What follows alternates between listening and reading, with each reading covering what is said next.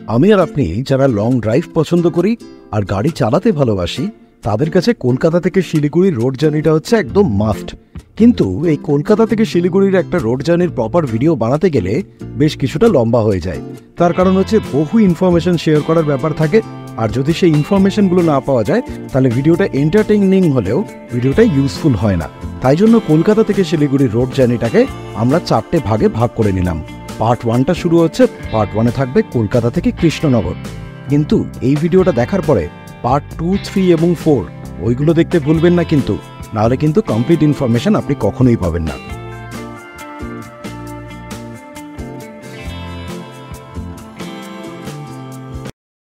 ঘড়ির কাঁটায় রাত্রিবেলা 8:50, আর আপনারা অলরেডি থাম্বনেল এবং টাইটেল থেকে বুঝে গেছেন আমরা যাচ্ছি কলকাতা থেকে শিলিগুড়ি। এইবার এটা তো নাইট ড্রাইভ, রাত্রিবেলা রাস্তার অ্যাকচুয়াল কন্ডিশন কেমন, এবং সবচেয়ে বড় কথা আমি শুনছি যে বারাসত দিয়ে রাস্তাটা নাকি এখন অনেক ভালো হয়ে গেছে। 12 ঘন্টার ভেতরে নাকি অ্যাকচুয়ালি শিলিগুড়ি পৌঁছে যাওয়া যাচ্ছে। সেটা কতটা সত্যি কতটা মিথ্যে সেটা আমিও জানবো, আপনারাও জানবেন। টোটাল রাস্তার কন্ডিশন যেরকম আমাদের প্রত্যেকটা ভ্লগে ডিটেলে জানতে পারেন সেই রকমই পারবেন। আপাতত রয়েছে হচ্ছে কলকাতা এয়ারপোর্টের সামনে।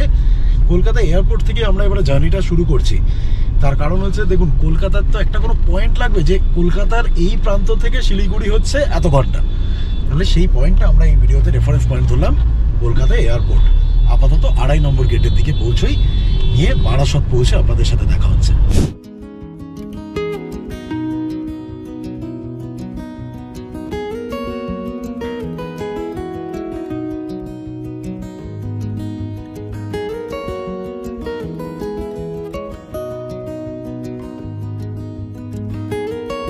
এখন বাজে হচ্ছে 9:20, আর আমরা 10 কিলোমিটার মাত্র ট্রাভেল করতে পেরেছি, পৌঁছে গেছি বারাসতে।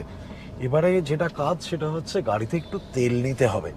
আর আমার এই XUV 500টাতে যখনই তেল নিতে হয় তখনই ভয়ঙ্কর বুকে একটা ব্যথা হয়। 75 লিটারের ট্যাঙ্ক, মানে যদি এখন 65 লিটার মোটামুটি ডিজেল লাগে তাহলে কম বেশি 6-6.5 হাজার টাকার তেল। চলুন তেলটা নিয়ে নিই।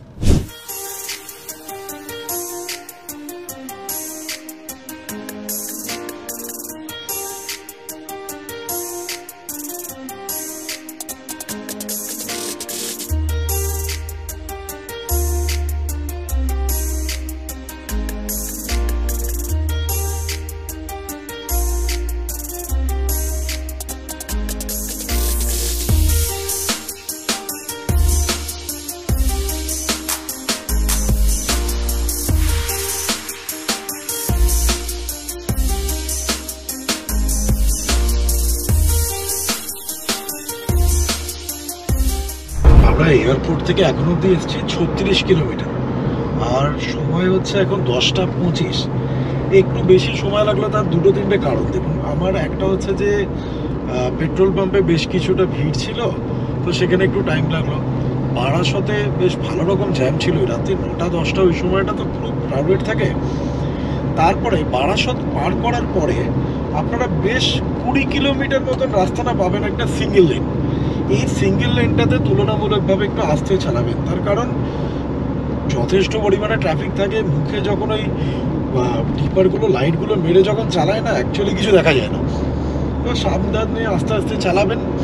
আমরা আপাতত ওই 20 কিলোমিটার পার করে, মানে জাস্ট 36 কিলোমিটার মতন হয়েছে ধরুন, এয়ারপোর্ট থেকে একদম প্রপার 4 লেন হাইওয়েতে চলে এসেছি। এবারে আশা করি আর কোনো চাপ হবে না, রাস্তা আশা করছি এবারে ভালোই চলবে। দেখুন, রাস্তা এনজয় করুন।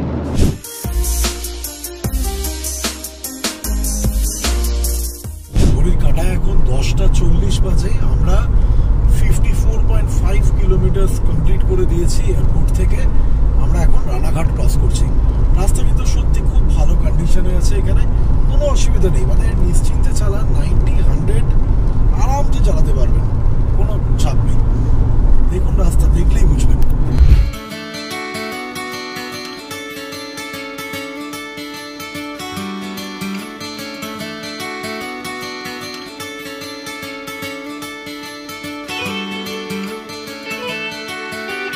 রাত্রিবেলা বাজে এখন 11:20। কলকাতা থেকে আমরা 106 কিলোমিটারের জার্নি কমপ্লিট করে ফেলেছি এবং পৌঁছে গেছি হচ্ছে কৃষ্ণনগরে। রাস্তার কন্ডিশন কিন্তু অ্যাকচুয়ালি ভালো, জানেন তো, এটা নিয়ে কোনো ডাউট নেই।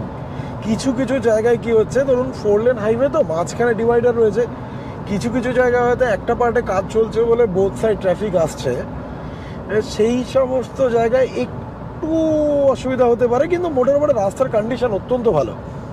এবারে আসে নাইট ড্রাইভের ক্ষেত্রে। দেখুন, কলকাতা থেকে শিলিগুড়ি আমাদের চ্যানেলেই বোধহয় 5 থেকে 6টা ভিডিও আছে, এবং প্রত্যেকটা ভিডিওই আমরা পুরো গোটা ইনফরমেশন দিয়ে প্রত্যেকটা পয়েন্ট টু পয়েন্ট, কতক্ষণ টাইম লাগলো, রাস্তার কন্ডিশন কি, টোল কত। ও হ্যাঁ, বলে রাখি যে কৃষ্ণনগর পার করে গেলাম, এখন অবধি কিন্তু কোনো টোল লাগেনি, মানে এটা ভাবতেই পারা যায় না।